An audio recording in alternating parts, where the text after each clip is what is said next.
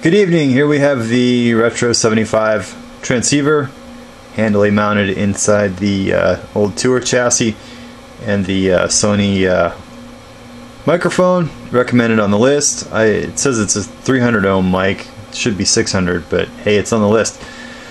Alright, so we're going to look at this thing in the scope. It's acting very oddly tonight. You know, it's indicating on my lovely Tempo 1 watt meter and dummy load.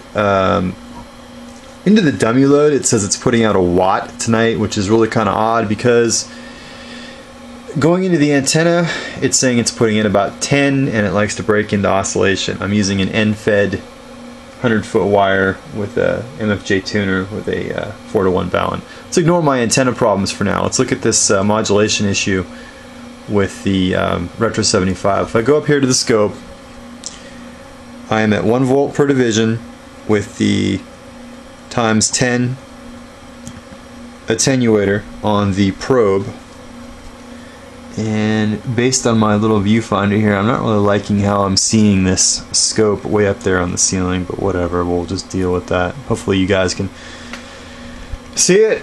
Basically, resting carrier is a well, it's 4 volts, so 40 volts peak to peak. We'll do the math on that in a little bit, tell me how many watts that is.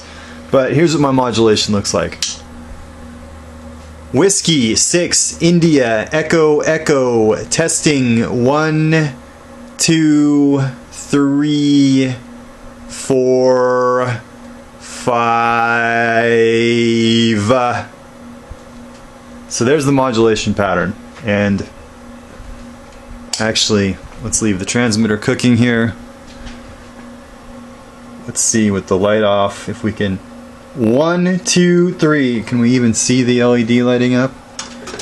Testing 1 2 3. I can see a faint flicker coming from that, but you're not going to see it on the video there. So that's it. Oh, I should probably turn the transmitter off. Barely detectable warmth on the mod transformer. A little warm on the heatsink. It was getting kind of hot earlier when it was doing this oscillation thing into my antenna. Don't know what that's about, but we'll cross that bridge. Right now I'm curious to see if my modulation looks appropriate or low, or whatever hints you guys can give me. Thanks, and 7.3 W6IEE.